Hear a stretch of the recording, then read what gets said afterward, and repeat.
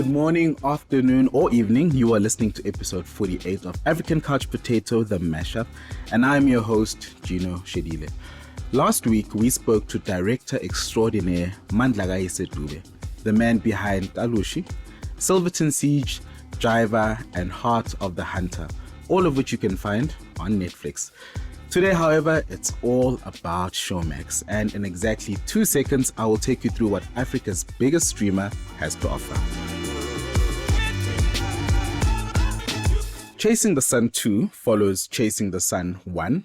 Chasing the Sun 1 was about the 2019 World Cup victory, and this one is about the 2023 World Cup victory, where we won it not only back-to-back, but we became the first rugby nation in the world to lift that cup 4 times. There's a player called Kenan Moody who at the time, 2019, was 17 years old, and now in 2023, he's part of the squad. I mention him because he very quickly became one of my favorite players, and this was after Cheslin Colby, but all of that a bit later on. The first episode, how we're introduced to everything, is through Backstories. It's co-produced by TNW, which is a sporting agency. You would have heard about TNW in my interview with editor Chad Pop, who used to work there under Gareth Whitaker. We see the Scotland game, which was the first game in the pools, right, where South Africa is now going head-to-head with Scotland. And basically, they have to beat them, because if they don't, it's going to be a very difficult campaign. There's a lot of great interviews from Supersport, from journalists, from Rassi, who swears a lot. Rassi Erasmus swears so much that I thought, while I was watching this rugby piece, that it would be okay to watch it in front of kids. But he said fuck 7 times that I had to send the kids to bed very early because I could not stand feeling like a bad parent. So after that, I got back. I made sure that they were sleeping, they were out, they were not going to wake up, and then I could watch it again so that Rassi could carry on swearing. We also got interviews from the public, as well as Bongi's dad and Bongi's mom. What did put me off was the sponsor logos. They were at the bottom of the screen: Toyota, Betway, and Spur, and it felt like they stayed there forever. And I was wondering, for any further licensing, this is not a smart move, because what if now you want to branch out of SA and you want to go into Nigeria? Is there a Spur in Nigeria? We know that the Toyotas in Zim are not Toyotas, they're ex-Jap, so I don't think even Toyota knows they make those cars. And what if there's no Betway in Ghana? I quickly realized, though, that the sponsor logos are only there for several minutes and then they remove them, which put me at ease. The second thing that pissed me off was the narrator's voice, the tone and the rhythm. He speaks as if he's overdoing it. He was forcing his bass, and it just didn't sound very nice. There are a lot of sports commentators, there are a lot of people with great voices, and I feel like if they'd spent a little bit more budget on finding the right tone, this could live for all eternity in good quality as opposed to being an almost there product. In the second episode, they fall back on the interviews and we have more game time, which for me was really interesting because it felt like I was reliving the World Cup all over again. So I know all of this makes it sound like I'm a sports commentator or I care about sports. I really don't. But there's something that happens with the World Cup where we all just come together to back the box or to support Bafana Bafana, even though we know it is the most toxic relationship in the world and they will always disappoint us. But watching all of these games, I remembered where I was for every single one, and that gave me a warm feeling. And that's what I think contributes to storytelling. I think as Africans, we're all very great at telling stories, and Super Sports together with TNW have done this very well, except for the narrator voice. Going back to the second episode, it's the game where we beat Romania 76-0. Then there was the controversial 7-1 formation. Then there are more game highlights. And then eventually we lose to Ireland. So it's even the same emotional roller coaster we all had last year. We thought we were unstoppable. Then we had the Irish game and they killed us. And it doesn't help that they sang that irritating zombie song. Third episode, this is when I had gotten over our loss. Sia, Eben, and Juan get dropped. It's because they now feel like they are the top dogs in their squad. There's egos flying all over the place, and Rassi's like, enough. This is not a crash. We're not going to have 3 bullies telling everybody what to do. So you guys are going to have to back off and let the other players play, which is a great move because that's when Bongi was given the position of captain. There's a side story in it. So Sia got injured as well. This was leading up to the World Cup campaign, and he was in hospital for a bit for an ACL injury, which means your higher thigh, you basically pull a muscle, and it takes about 3 to 4 months to recover. While he was in hospital, there's a friend called Mr. T, his friend, and he would bring him ice every 2 hours. So at 2 a.m., at 4 a.m., at 6 a.m., even when Sia was sleeping, this guy religiously would put Sia's leg in ice just to help him recover. So by the time Sia was elected the captain leading into the World Cup campaign, this guy had a moment of joy that was second to none. And I feel like those are really the nuggets when you watch these docuseries, because you think it's all about the captain and the coach, but it's really about the people and the color that adds and makes this tapestry of absolutely great, authentic storytelling, which for me positions South Africa as the darling of the world always. There's a fourth game where we now see South Africa going against Tonga. This one I watched at Murphy's Law. So Murphy's Law is a pub. It's a place where people go to throw away their morals. It's where you have white girls dating black guys called Spider, and their parents don't know about it. When we won, there was a sense of unity. And I don't want to harp on about Madiba Magic and all of that, but sports really brings us together. And I say this because, as mentioned, I'm not a sports person, but when you are watching it on the screen, you've had one too many Clippies and Coke, and your team wins, and everybody's jumping, you literally feel like you are on top of the world. And you start feeling like also you can play rugby. So naturally, the following day, I went and I got myself a Springboks t-shirt. Another nice thing about episode 3 is that they start showing us the faults or the flaws. So I know a lot of people become rugby experts during the World Cup. There was a part where Mani Libok just couldn't kick straight. And every time he was given the ball, he would kick skew, he would kick over, he would kick to the right, but it never went through where it wanted to go. And they sort of build this up to show that we are not perfect, but we are resilient. Then there's a moment where Cheslin blocks a kick. So it's almost as if you are watching our story, but in cinematic storytelling mode, where it's like David versus Goliath. Goliath being the rest of the world, because the rest of the world was gunning for us, being the reigning champions, or the defending champions rather, and we had a target on our backs. And every time we lost or we looked like we were going to lose the game, the stadium would cheer, which further intimidated our players. And to see us overcome that was just amazing. Cheslin became my favorite player, not only because he blocked that kick, but he just started playing really well. I also soon realized that he was the cousin of Wade van Niekerk, and this is where the universe comes into play. I've got a signed autograph from Cheslin, which was arranged for me by an equity research analyst at Investec.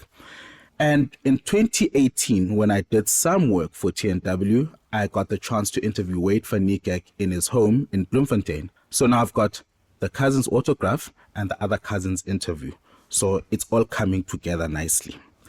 So Cheslin, needless to say, saved the game. Everything was exceptionally well planned. They engineered a scrub. Then we had that famous clip of that kid shouting, "Elizabeth, Elizabeth," whenever we saw even Elizabeth on screen. So it was goosebumps all over again. Episode 4, these episodes are really long. If you're listening to me, when you watch it, it's even longer than the way I'm describing it. In episode 4, there's this beautiful quote from Dan, and it says, "At least you have a chance if you work hard." And what he was speaking about, he was using farming as an analogy. Yes, you have this big game to play, but there's a lot of preparation that goes into it. They plan everything. They have certain systems that they use, online tools. There's a lot of practicing. There's a lot of like mental prep that goes into it. And it's basically positioning yourself to be the best version of yourself and then going out into the field and leaving it all out there. So he was saying this at the start of a game, and he was describing how he worked the players to a point where they couldn't take it anymore.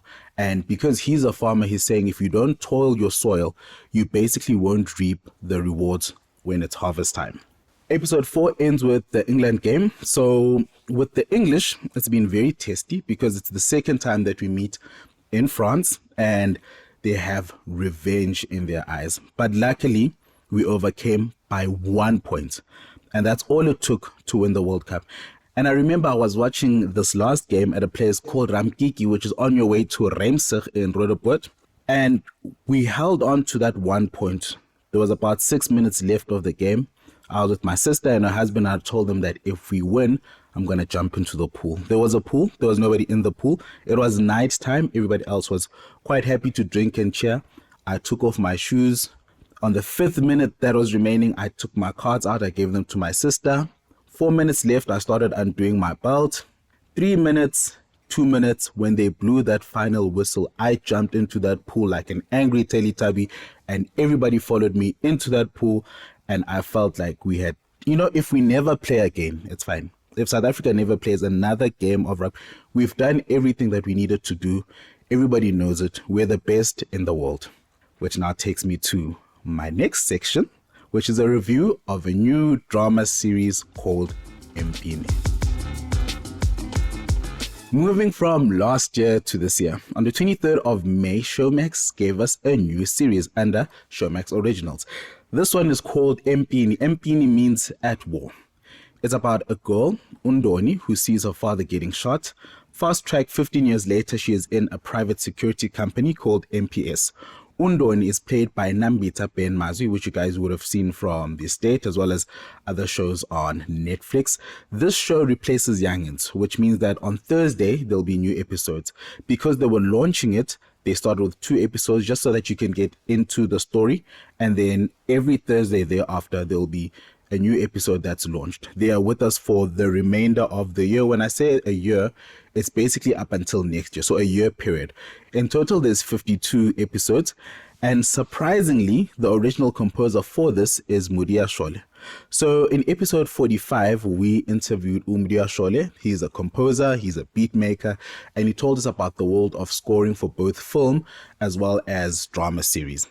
So once he explained that very delicate world to us and how he got into it, as he was leaving, walking downstairs to the basement where he'd parked his car, he got an email from this production company and they told him that he got the job. Because as soon as I saw his name on the credits, I was like, why didn't you mention in our interview that you're working on this new thing? And he's like, I didn't know. So he only found out after the interview, and him and I have chatted ever since. And there's another film that he's working on. It's called Kill Borrow, and it's now out on Prime. So that's the thing about this podcast, is that we are seemingly talking to nobodies, but it's all the people who make stuff work. So whenever you watch something and you really enjoy it, or you really want to cry and you don't know what it is and you can't pin it to the actor, it's the greater team. I think actors and directors make up only about 5% of what makes a great movie. And as African Couch Potato, we want to showcase all the unsung heroes who are actually putting in more work than possibly the actors themselves, just to make sure that you guys have a great product. And we don't know what they look like. We don't even know who their names are. Anyway, I'll move on from that pity party. Cast members include Ernest Ndlovu, who looks uncannily like Henry Cele. Henry Cele used to play Shaka Zulu in the original Shaka Zulu series. But every time I see Ernest, especially with his age now and his white beard, I keep thinking that he could have also been the original Shaka Zulu. There is Amahle Khumalo, who you know from episode 8, where I was sitting down with Jefferson Shabalala of Big Nunu's Little Heist. He was Jeff's character's love interest, and they had a very interesting and well-orchestrated sex scene. And lastly, Sparky Kulu, who was our first ever guest on African Couch Potato, the mashup. In another 2 seconds exactly, I'll be taking you guys through a spin-off of the Real Housewives of absolutely everywhere in SA, and this one is called The Ultimate Gold Strip. The Ultimate Gold Strip is a spin-off of Real Housewives of South Africa. I say of South Africa because it's from Pretoria, Cape Town, Gqeberha, and Durban. This one was launched on the 27th of May. It features Londi London, Letabo Joy, Beverly Stain, Nonku Williams, Zuma's ex Lakongo, Crystal, and Liz Prince from Gqeberha. We spoke about the Real Housewives as a franchise in detail in episode 38 when my guest was Portia Hlubi. So you can go back to that episode, listen to it, then come and watch The Ultimate Gold Strip. What happens in The Ultimate Gold Strip is that this collection of Real Housewives go to Jamaica. And when they get to Jamaica, all they do is eat and fight, which is the formula for Real Housewives, is that they're going to have high tea and very low moments. Showmax is also going through a bit of a trend that it started 2 years ago where they're releasing one episode a week. This is obviously to keep viewership high. So I would say watch the first episode, then wait for 2 or 3 weeks, then you can binge watch it. Unfortunately, you guys know my relationship with the Real Housewives of anything. I am not a fan, and therefore there isn't much more that I can say. But something I can chat about is Oppenheimer and Barbie. So the wonderful ladies and lads at Showmax did 2 amazing things this year. One, they gave us Oppenheimer ahead of all the other streamers. And then a week later, they also gave us Barbie. Oppenheimer and Barbie were a big deal because they were the movies that took everybody back to the cinemas last year. Before that, we were all fine streaming, watching things on illegal sites. And Oppenheimer was such a big deal that cinemas were filled again for the first time in a very long time. I checked out Oppenheimer for exactly that, and I also wanted to know why they won as many Oscars as they did. It's a great film, but it's not life-changing. It's certainly not the most amazing thing that you will see.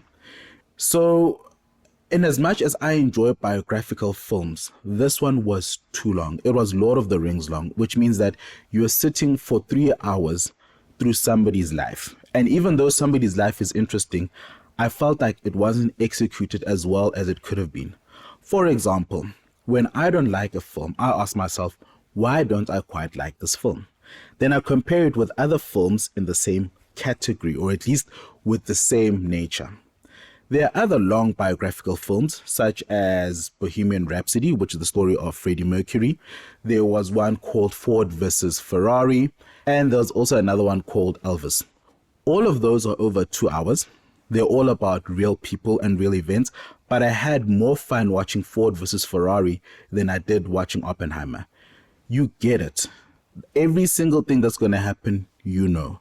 You don't even have to research it. Even if you were like watching the movie while you were on Wikipedia, you would have the same result. And I just felt like they dragged it for too long. Everything that he did, his accomplishments, his extramarital affairs, it all could have been summarized in 1.5 hours. The storyline, American scientist builds a bomb. Too many people die, gets in trouble. Then he dies. That's the story. You don't need 3 hours for that. Another thing that took a very long time to end was Barbie. I watched Barbie when I was on my way to Dubai because there was nothing else to do. I was sitting on a plane so high in the sky, drinking Hennessy, waiting to land after 7 hours. So Barbie felt like a good idea. I don't want to say I was disappointed, but I wasn't happy. It's long. The storyline is okay. Everything is overly pink. I understand that Barbie is a pink character, but you don't have to make everything so super pink. It was basically plastic adults running around in a fake world. And unless you're a fan of Ryan Gosling, I would say watch it for camaraderie. Not because it's nice. You'll definitely want to enjoy it. In fact, the intellectual stimulation from Barbie is so low that I won't let my daughter watch it because it kills brain cells every 10 minutes. That being said, thank you again to Showmax for having given us this world of great entertainment before the other streamers have. I think that's just one way that they're moving the industry forward. And knowing me being the greatest patron of South Africa, I always celebrate any achievement that comes from home ground. Remember to find and follow us on Spotify, Apple Podcasts, Amazon Music, Audible, Deezer, and a new platform called True Fans. Or you can email me at gino.olecino@gmail.com. The spelling is in the show notes. For now, as always, goodbye and keep binging.